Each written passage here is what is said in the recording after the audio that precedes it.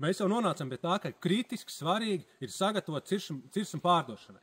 Jums ir jābūt reāli ciršanas apliecinājumu. Un nav vispār nekāda pamatojuma neizņemt ciršanas apliecinājumu tikai tāpēc, ka jūs vēl šaubāties, vai jūs viņu cirtīsiet vai necirtīsiet.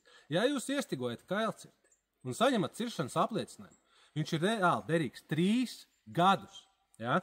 Un 3 gadus, ja mums ir šis apliecinājums, jūs jebkurā brīdī, kad ir šis moments, kad tiešām ir kaut kāda augstā cena vai kaut kāds brīdis, vai kāds ir ļoti ieinteresēts viņu pirkt, jūs uzreiz esat gatavs viņu pārdot. Ja jums šis ciršanas apliecinājums nav, jūs automātiski neesat tajā sarakstā, kas ir gatavi pārdot uzreiz. Un tas, uz ko es gribēju vērst uzmanību.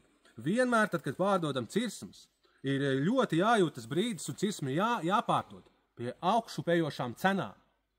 Pat ja viņa varbūt nav savā pīķī, ja, viņi ir jāpārdod pie augšupejošas cenas, tāpēc, ka tad tā interese iegādāties to cirsmu, tad visi aktīvi pērk cirsmas un aktīvi viņas izstrādā. Un viņi ir gatavi viņu pirkt tagad. Un jums ir jābūt ciršanas apliecinājumam tagad, jo viņi ir gatavi zāģēt tagad vai pēc pāris dienām.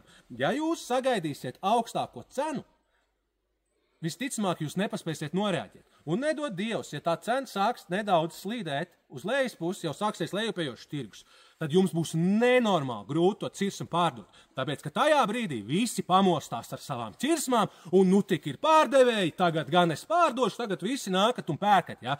Bet uzņēmumi jau saprot, tagad cena krīt, man ir gatavi 10 pārdevēji, es paņemšu no tā, kurš ir gatavs un kurš vismazāk ar mani tagad muļķi dzen, un mēģināšu paspēt viņu nozāģēt.